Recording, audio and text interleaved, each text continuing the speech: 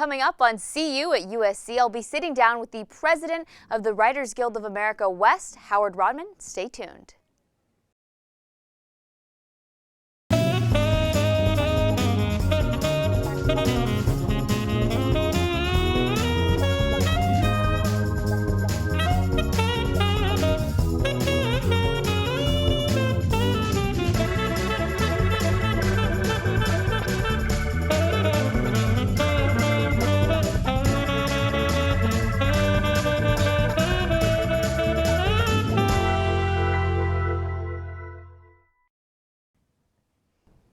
Welcome back to another episode of See You at USC. I'm your Thursday night host, Lauren Day, and tonight I'm sitting down with the president of the Writers Guild of America West, Howard Rodman. Thank you so much for being here tonight. Thank you, Lauren, for having me.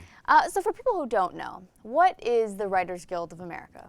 The Writers Guild of America is the union which represents the writers of most everything you see on television, new media, and in movies. And the Writers Guild exists to get for writers the things that they couldn't individually get for themselves. That's what unions do. Mm-hmm. So many of the things that writers have come to take for granted, like minimum salaries, like we get to determine credits, the studios don't get to decide who wrote something, like residuals for the reuse of our stuff, like pension, like health, were all things that individual writers could not have gotten, but by banding together and forming a guild, they were able to get collectively. Mm-hmm. Now, were those benefits things that writers didn't used to have when you go back a few? If you go back long enough to the beginning of the Writers Guild in the 1930s, none of these were things that writers had. Mm-hmm. The studios paid you what they wanted to. If they didn't pay you, you had no recourse whatsoever.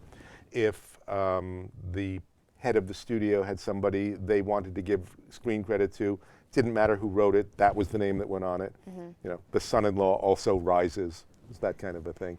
So writers formed a guild, first as a kind of drinking club, then as a kind of way of trying to get credits out of the hands of studios who were distributing them in a very unfortunate way. Mm-hmm. And then from there it built to the other things that writers needed, like questions of minimum pay, questions of what happens when your material is reused, do you get continuing payment for that reuse, questions of pension, questions of health, and it's kind of expanded into other areas as well. So as the president, are you determining those numbers in terms of the benefits for pay and health care and all of that?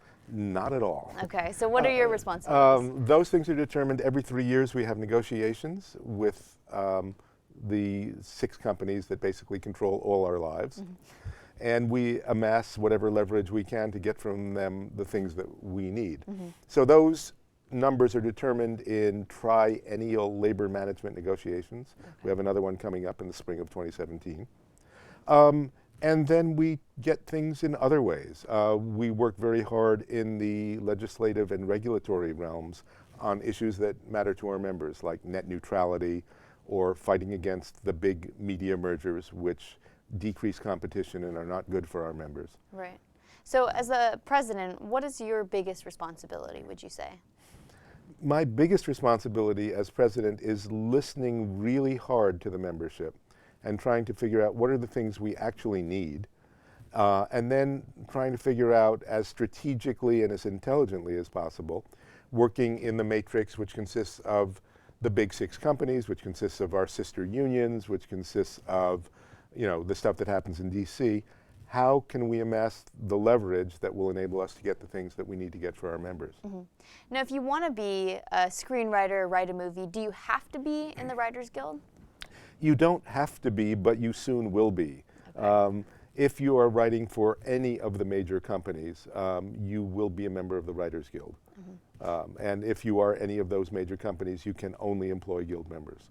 So over the course... I mean, there are a couple of asterisks to that, but basically, yeah. I mean, if you want to work with professional writers, you work with members of our guild. Okay. And if you are a professional writer, you are a member of our guild. Due to the wild proliferation of television, we now have roughly 400 new members a year of people coming into the industry who join our guild as the way they enter. Mm-hmm. Speaking of adding members, over the course of your career, how have you seen the industry industry change in terms of maybe those benefits for writers, or how the job itself works for writers? Well, I've seen many changes. I mean, I've been doing this now for a lot of years. And I think the primary change I've seen recently is that the Guild used to be relatively 50-50 split between those who worked in screen and those who worked in television. Due to the kind of metastatic growth of television and the fact that it's very, very difficult to make an hour of scripted television in a way that loses money for the people who make it. Yeah. There are now, at last count, 408 scripted television series on the air. Wow. Wow, yeah. So I've seen the balance between screen and television shift, certainly. But at the same time, I've also seen many ways that the companies have tried to offload the risk for what they do onto writers in a way that we don't like. I mean, when I started out, I could waltz into a production company office and say, hey, here's this book I'd like to adapt. It's a really cool book. Here's why I think it'd be a great movie. Yeah. Here are like 3 things that are difficult about adapting them that I know how to crack. And here's one that I don't, but I'll figure it out. And they would say, sure, write it. And now the work you have to do to get the job of writing a screenplay is almost equivalent to writing a screenplay, sometimes even more. Wow. So that part has changed. They're always looking for ways to take the costs of their business and shift those costs away from themselves and onto others. So how have, I guess you would call it like a Netflix, let's say, how has that changed the industry? If you want to write a show, or if you are a writer for, let's say, a Netflix TV show, are you also a writer that's a member of the Writers Guild? Well, interestingly enough, in 2007, 2008, we had a strike for 100 days. And what we were striking for was jurisdiction over new media and the internet. Because we believed that whether something comes into your house via your satellite dish and it's on TV, or comes into your house via your cable modem and is on your laptop, it's the same thing. As Karl Marx once said, regardless of fluctuations in the price of beef, the sacrifice remains constant for the ox. So we didn't want a situation where we had jurisdiction over, in essence, network TV, and everything else they called internet, and now was the Wild West, and writers had no protections at all. Okay. No rights at all. Yeah. So we fought for that jurisdiction. They really didn't want to give it to us. We went out for 100 days in order to get it. And then in the last couple of negotiations, we've gotten minimums in those areas. So if you're writing a show that has a budget level, kind of like cable, for Netflix, for Amazon, for Hulu, you will get paid what you would get paid on a cable show. Okay. If you're writing something kind of sort of on the budget level of premium cable, you'll get paid the same minimums that you would get had you been writing for a premium cable show. So we first got jurisdiction in new media, and then we established minimums. I mean, there's still a lot of work to be done, and what they pay for reuse is a small fraction of what they should be paying. But we're getting there. So what's your biggest concern when we look at new media and just how popular that's getting? You know, just as the years progress, a lot of people, Netflix and chill is so big. Do you have a big concern about that for the industry? My concerns are not about the proliferation of new media as long as the Guild has the kind of reach over new media that it has over legacy media. My concerns are that what I don't want to see is a race to the bottom, where instead of taking new media and cable minimums and raising them up to network and studio levels, they try to bring network and studio pay down to the level of what they would like to pay in new media. So I think the major concern for us is that new media not be a way that they can make more money while paying us less. So as a writer for, let's say, a legacy media, are you still getting paid more than you would for new media? It really, you know, it depends on the show, and of course it depends on the individual writer. You know, I mean, the writers and showrunners and creators of our most successful shows do not do badly. You know, the Matt Weiners of the world, the Vince Gilligans of the world. But at the same time, in terms of the reuse of their stuff, they are certainly not getting what they would get for the traditional reuse pattern in networks and syndication. Do you think there's a big difference in terms of the screenwriting for, let's say, legacy media compared to if you're writing for something that's going to appear on Netflix? You know, I don't think there is really. And I mean, I think whether we're in a really funny world now where if you write something that is 2 hours long, and if the first show in the movie theaters is 12 noon, but it starts streaming at 1 in the afternoon, it's a movie. But if it starts streaming at 10 in the morning and doesn't have its first show till 12 noon, then it's new media. So it's very easy to get confused. One of the opportunities that subscription cable and new media do offer is that in traditional television and movies, it's about the ratings in the box office. It's how many eyeballs. But for places like Netflix and places like Amazon and places like HBO, really what they're looking for is giving people reasons that they have to subscribe. So you can have small numbers, but if it's culturally important enough, or if it cuts through enough noise, you can do that. That's true. Game of Thrones is both deeply successful in terms of number of eyeballs and very successful as a reason why people have to have HBO. But a show like Girls, which has a fraction of the viewership of Game of Thrones, can be equally important for bringing in a whole other demographic and giving them a reason why they have to have HBO. Right. Well, let's go back a little bit. I know you have had an extensive career in this industry, but how did you first get started? When you were in college, what did you want to be? Fireman, astronaut. When I was in college, I was working on the school paper, and I always knew I wanted to be a writer. That was sort of a given. And most people become writers because they kind of have an excess of imagination.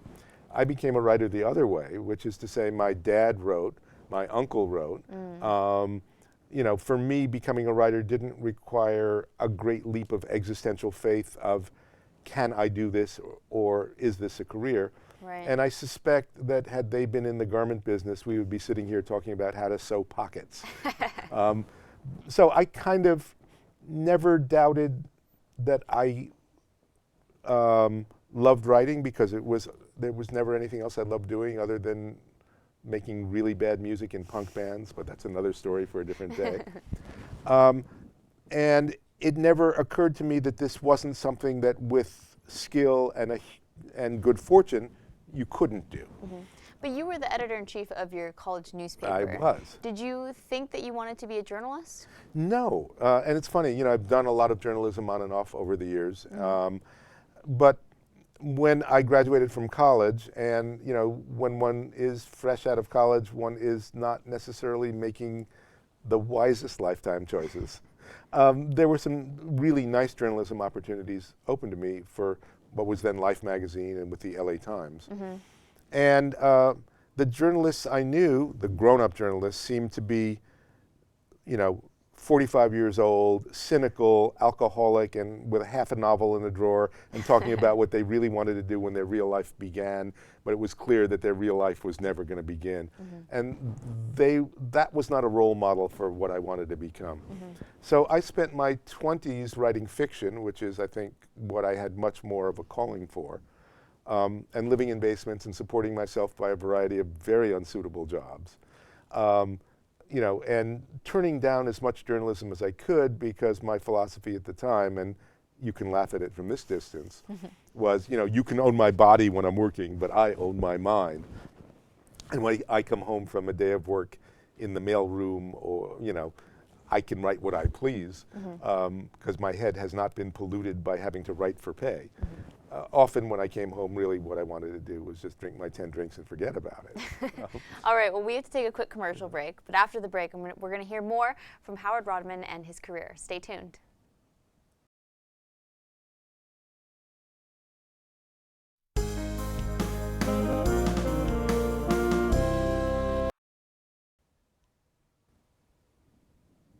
Welcome back to See You at USC. I'm here with the president of the Writers Guild of America West, Howard Rodman. Thank you again for being here tonight. It's a pleasure. Thank you so much. So right before the break, we were talking about how you broke into the industry and how you started. You started in journalism, being the editor-in-chief of your college newspaper.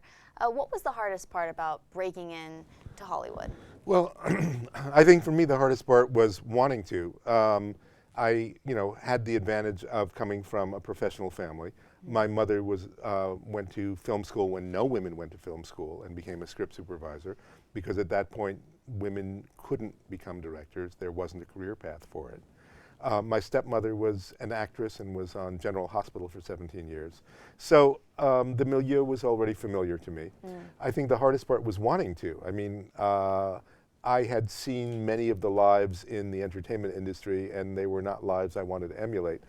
So I just sort of lived in basements and wrote unpublishable fiction for a decade or more until I decided to transition into writing unproducible screenplays. Now, you mentioned how you've seen lives in the industry not being what you wanted. You know, I've heard people talk about how the industry is just so competitive and that there is an ugly side to the industry. Do you see that as well from the writer's perspective? You know, I don't really see the ugly side of the industry like that. I mean, I've come to understand that there are people in life who actually in real life are my friends.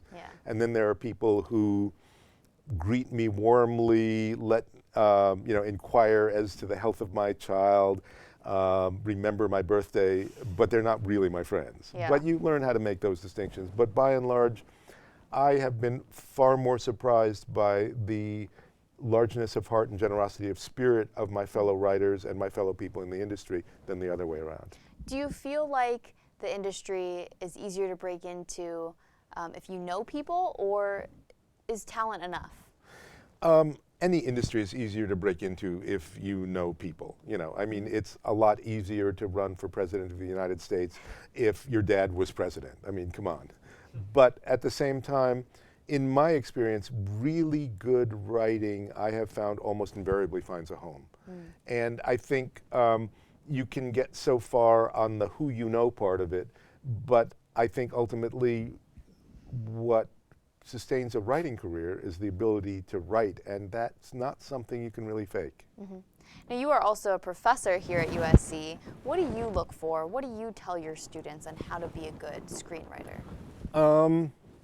What I tell them is that, you know, you have to write a lot. You know, you become a really good writer by climbing mountains and mountains of crumpled paper, and there's no shortcut to it.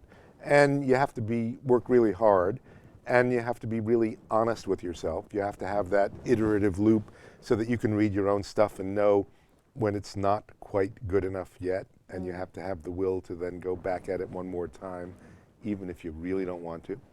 And I also teach them not to worry about outcome, because if you're writing a script and you're thinking, this is the script that must open doors for me, this is the script that has to change my life, you're not in the moment anymore. You're like a year in the future, and all of a sudden you're forcing dialogue and your characters aren't speaking to you. And everything you're writing is hitting the marks it should, but it's kind of dull and predictable and uninteresting. And the only way you can really write good stuff is to keep all of that stuff outside the room, become very quiet, and let the people speak through you who could only speak through you. Right. So did you have a particular screenplay or script that was that for you, that you didn't have any expectations going into it, but you just poured your heart onto the paper? Yes. I mean, I had been writing these weird novels, and then I had ideas for things that were weird movies. They weren't weird novels. They were very visual. So I wrote a couple of them. They weren't spec scripts. They weren't, because I wasn't speculating on anything. I was just writing them because I had to write them. And I think they got me, you know, at first some coffees, then some lunches, then some attention, and then a couple of writing jobs. And once I had a couple of writing jobs, those scripts that had been weird, therefore marginal, became weird, therefore interesting. But I think there's that dynamic that still happens, you know, where, you know, a guy in a puffy down vest comes up to you on the slopes of, you know, Park City during a film festival and says, "You've just written something which is small and interesting. Can I give you some money to write something which is neither?" No. Do you specifically remember which script it was and what that screenplay was about? Absolutely. It was a script called F. It was about a ancient French archfiend named Fantomas, usually depicted as striding across the rooftops of Paris in a top hat and white tail with a bloody dagger in one hand and a rose in the other. And I took this fictional archfiend from the pre-World War I part of the 20th century and put him in retirement in Los Angeles, living in a house on top of a hill. And just had a lot of fun with it. Very creative. What would you say makes a screenplay a good screenplay? What do you look for as a professor and as a writer? I look for voice and I look for heart. I look for writing which tells me that no one else could have written the screenplay other than the person who wrote it. And I look for a lack of cynicism. I look for generosity toward the characters, generosity toward the audience. And I look for somebody who is writing because there are stories only they could tell, or there's a part of the world that they understand far better than anybody else understands that part of the world. So being original. Yeah, I mean, certainly I look for craft, but craft can be taught. That's toolbox stuff. Right. What I really look for is somebody who has a story that needs to be told, that they are the absolutely only person who can tell. That's a good way to put it. Now I want to talk about some of the movies and films that you worked on. Savage Grace, that originally was a book. What was it like turning a book into a movie? You know, it was a very difficult process. I mean, first of all, because the book is like, you know, it's a cat squasher, and you have to condense that into, you know, the length of an indie movie. And how to take, you know, several generations of intertwined lives and turn them into basically 5 sequences in a movie required a lot of triage, let's just say. And then also because some of the subject matter was extremely unpleasant. It was a terrifying and difficult movie to write. It was a very hard movie to get made. And once it got made, it's really hard to watch. So I guess that's the trifecta. Did you have to do a lot of research going into that? What do you do as a writer to be able to turn the book into the movie? I do as much research as I can because research is always much more pleasant than writing. Do you study the book? I study the book. I look at newspapers. I look at contemporary diaries. I talk to people. I'm writing a screenplay now, which starts in 1903 and ends in the mid-70s, and I am so happy that I get to do so much research. But I always look for when I can find great period details or little telling things about the time people lived that will tell me something about who they are. Is it easier for you to take a book, let's say, and turn that into a film, or just write something that's totally new? For me, I think it's easier when somebody else has already built a world and I get to climb into it and close the hatch over my head. I mean, that's you know, great opportunistic fun. And every once in a while, I get an idea for something that is just not a pre-existing piece of IP, but just some really strange idea that gets its hooks into me and won't let go. And I'm actually working on one of those now. So as a writer, how involved are you in the movie-making process? Do you have any say at all in who plays the roles that you created? You know, in some of the things I write it, you know, it is adrift in the cosmos. Somebody finds it. It gets made. If I'm fortunate, I get to visit the set for a day and everybody is vaguely polite to me. Only a day? Well, and in other situations, for instance, Savage Grace would be one of them. I was involved in decisions on casting. I was involved in all of the pre-production. I was involved in many of the kind of weird conference calls about financing. I saw many, many rough cuts of the film. I was on set almost every day it was being shot. Do you prefer that? I really do. I mean, because I like the collaboration. I certainly learn a lot from it. There's no swifter way to learn how badly you write than when you see an actor try to put words in their mouth that are unpronounceable and unsayable, and there's no subtext and there's no real scene there. So I like the feedback loop. Yeah. I like what I learn. But I also think films benefit from having somebody on set not fighting for the integrity of every word, because that's a futile and losing battle and doesn't benefit anyone. But somebody on set who remembers why you all wanted to be there in the first place, and often that's the writer.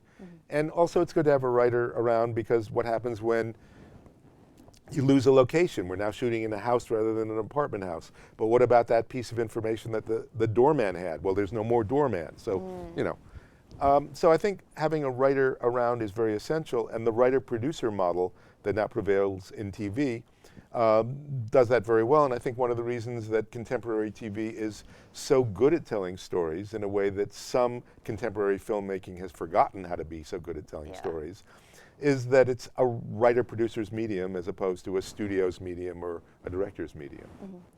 As a professor and someone in this industry, what's your biggest advice that you give to students, even students here at Trojan Vision, who want to be screenwriters? I would say keep writing. The only way to guarantee that you will not have a career as a screenwriter is to stop writing. And I would also say write something that cuts through the noise. Don't try to chase the marketplace. Don't write a bad version of whatever made the most money last weekend. Because if they want the bad version of whatever made the most money last weekend, they can hire somebody like me. You have to make them need your work, and you do that by writing something really specific. All you really have as a writer is your time and your voice. There's nothing else you've got to sell. So if you don't waste your time, and if you have a voice that is unique and compelling, those are, I think, the essential elements. Well, unfortunately, we're running out of time, but I do want to ask you a few quick questions. Sure. When was the last time you went to the movie theaters? Last night, Really? Yeah. What'd you see? I saw a movie called 20th Century Women, written and directed by Mike Mills, with Annette Bening, and it's Good? pretty cool, yeah. Nice. Yeah. I'm looking forward to seeing Moana. Are you going to see it? I'm looking forward to that, yeah. Okay, awesome. Well, thank you so much for being here. Thank you It was so a much, pleasure Lauren. learning This was so great. much from you. Yeah, you as well. Thank you again. You can tune in every weeknight right here on Trojan Vision to watch more episodes of See You at USC. Good night.